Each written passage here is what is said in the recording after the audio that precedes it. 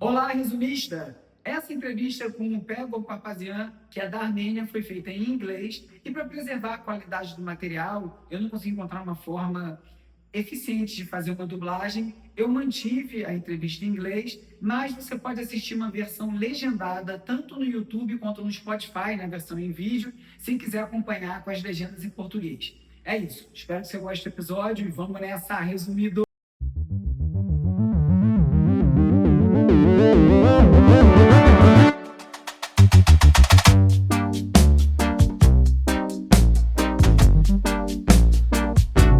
Olá, resumista! Esse é o Resumido, um podcast sobre cultura digital e o impacto da tecnologia em todos os aspectos das nossas vidas. Essa temporada do Resumido Entrevista está sendo gravada durante o AI Day do Instituto Caldeira. E a conversa agora é com Pegor Papazian. Hi, Pegor. Hello. Everything okay? Everything's perfect. I'm good. I'm just gonna read your bio in Portuguese to contextualize things. Yeah. Pegor Papazian é diretor de desenvolvimento do TUMO Center for Creative Technologies, onde ele lidera iniciativas estratégicas que incluem expansão internacional, automação de sistemas e o desenvolvimento de produtos e plataformas educacionais. Ele teve um papel fundamental na construção do sistema de gestão de aprendizagem do TUMO e possui ampla experiência nos setores público, privado e sem fins lucrativos. Ele foi chefe de desenvolvimento de programas do USAID, CEO da Fundação Nacional de Competitividade da Armênia e fundador da Bazillion Beings, uma plataforma voltada para agentes virtuais. Hi, Pegor. Hello. So, you work with education, right? That's right.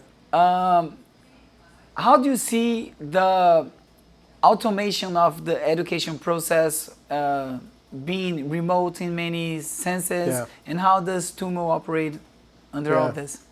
So TUMO uses automation very extensively in order to make it possible to scale the system a lot, but also to give each student a very personalized learning path in reaction to what they prefer, how fast they're going, things like that. But we hate using automation for remote education. It's always in person. All So right. at TUMO, even though our software is online, it's web-based, we don't encourage or even allow kids to access it from home. We have them come to the center, be together in a social environment. So yes, automation for efficiency, but not for kind of increasing the loneliness epidemic that these kids already have. I love it. So how does TUMO work specifically? It's an Tell after-school us. program. It's after school, okay. Yeah. We cover 14 different topics at the intersection of technology and design. So not just coding, robotics, AI, but also music composition, filmmaking, etc. Students come twice a week for a couple of hours each time to a center. We have a very large number. Around the world, we have 35,000 students attending on a weekly basis. Amazing. And they start doing self-learning activities with the help of coaches.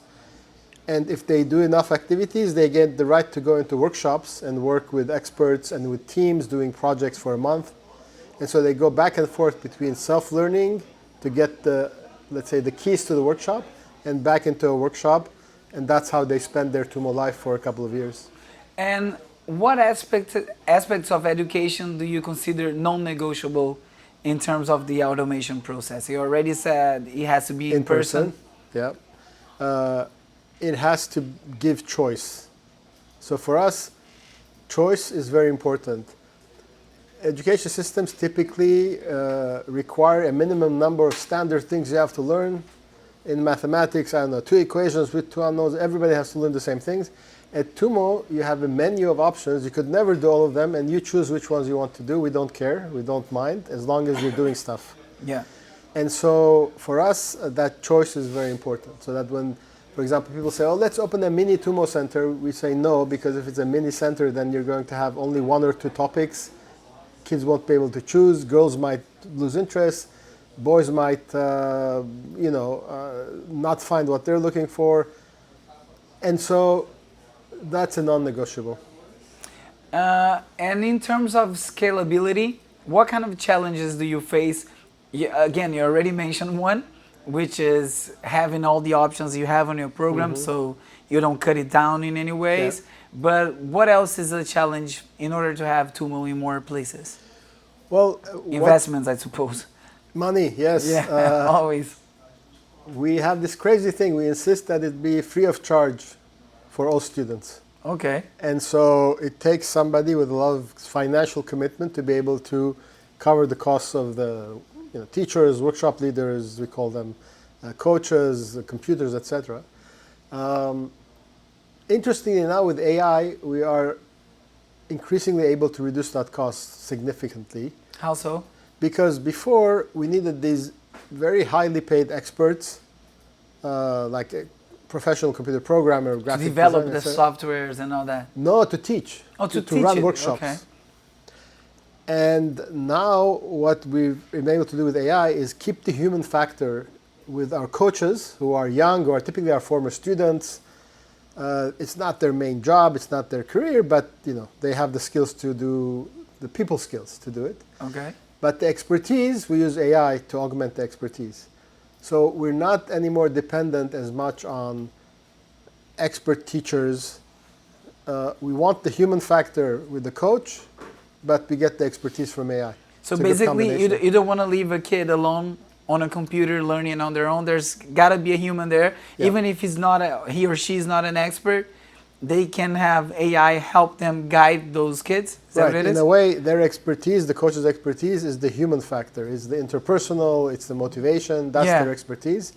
The technical expertise, increasingly AI is doing everything better than us anyway. I'm You think so? exaggerating, but it will happen soon. Yeah. Okay.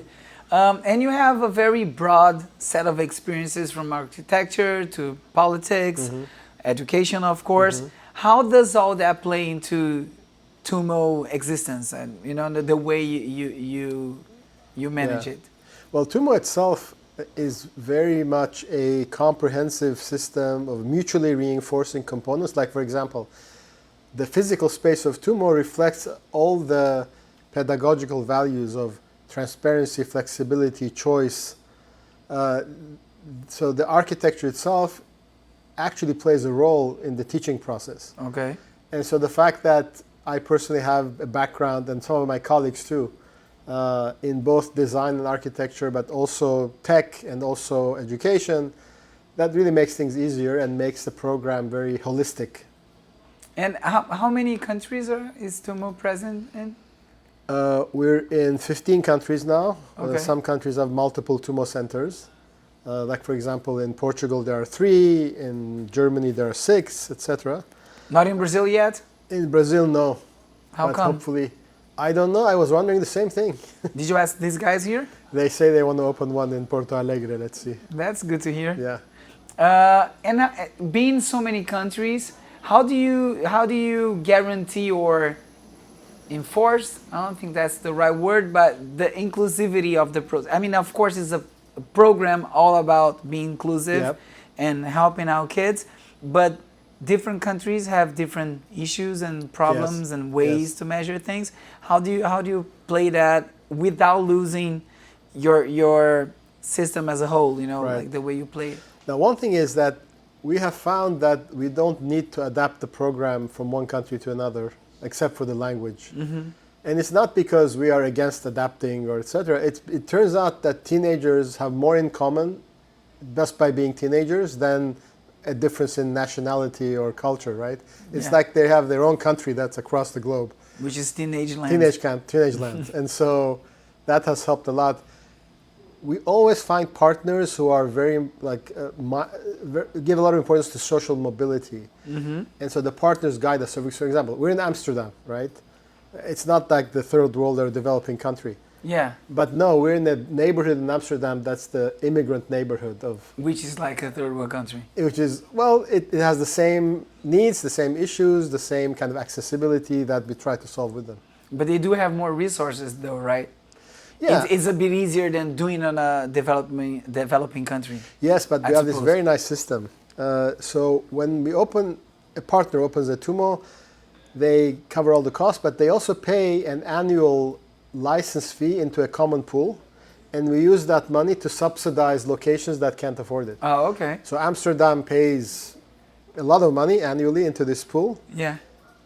Beirut pays 0, for example. And who pays for the Amsterdam, for So example? in Amsterdam, is it the government or? It depends. So in Amsterdam, it's actually a consortium of tech companies plus the public library system of Amsterdam. They decided to put it inside the public library. Oh, nice. In Buenos Aires, it's the city government of Buenos Aires. In each place is different. You have one in Argentina, you don't have one in Brazil? I know, right? And you're saying it here? I know. You're brave. That's why that's why I came. We want to open one. Yeah, of course. And there's, I mean, as I understand, perhaps it would be a good idea for you to explain the program better, but I know there's a lot of creativity and video making, a bunch of this kind of media work there, media, design. How does AI and generative AI affect all this? Well, we have decided to bring generative AI into all these areas. Okay. We are a little bit worried. How will that change the fundamental skills of somebody learning filmmaking, for example, if they can make a film using AI? But we think that that's exactly what we need to figure out, that the level of creativity we think can remain constant and the tools can evolve. Okay. We had a very nice case, for example, in the beginning when we were using video generation software for AI, with AI. Yeah. The kids doing a film noticed that it wasn't keeping continuity, like the characters were changing from every 5-10 seconds. So they used that as a feature, and they invented this story about when you fall in love, you see the other person differently, something like that, and they made a film where the characters change, but on purpose. It makes sense, yeah. So creativity will remain. It's just a question of finding the right challenges and the right tasks and the right, let's say, solutions, so that you can do it using AI, just like you do it using Photoshop or a pencil, the same thing. You seem excited about AI. We love AI. We're a bit afraid of it. Okay. It's like aliens about the coming, and you're excited to greet the aliens, but maybe it might be some problems. You don't know what they're gonna do. Exactly. Yeah. But overall, I think the right attitude is what one of my friends calls paranoid optimism. I like that one. I may use that on the podcast because they call, some people tend to call my podcast techno paranoia. It's better in Portuguese to play on words, but they say technonoia. Because there's so many things to be aware and worried about, at least pay attention to, that it can become paranoid. But it's nice to try to have a positive view of things, at least of possibilities that can come, and a lot of good can come out of it. I'm pretty sure. We should be worried, but hiding from it is a dangerous game. We have to worry about it and confront it and try to work with it to kind of make sure that, especially kids, they don't become passive consumers of AI, that they take charge of the relationship with AI and make it do what they want. That's what I worry the most, because with social networks, the promise was connecting people, and you see how well that went. And at first it was about you creating content, sharing with the world, and nowadays, like, most people do not create a thing. They don't even post. They only consume, and mostly consume from big influencers or brands and this kind of stuff. It became very passive, and I think that's when things started going pretty bad. Exactly. Not that when everyone was posting things was all that good anyways, but that's exactly what I worry about, the passive aspect of things. Yeah. That's a real danger. We have to keep vigilant, we have to fight it, and we have to do it with creativity. Maybe creative self-expression is maybe the antidote to that. Let's see. Well, yeah, let's hope. Thank you so much. Thank you. It was a pleasure. All right. Esse episódio foi gravado durante o AI Day do Instituto Caldeira. O resumido é produzido e apresentado por mim, Bruno Natal. O roteiro é escrito por mim e pelo Agenor Neto. O Cauê Marques coedita a newsletter O Futuro Explicado e as redes sociais, que contam com animações do Peri Selmanman e design do Felipe Araújo. A gravação foi feita pelo Save Studio no estúdio pop-up do Caldeira, a foto da capa é do Jorge Bispo e o tema original foi composto pelo Gustavo Silveira. Eu sou o Bruno Natal, obrigado pela audiência e semana que vem tem mais Resumido.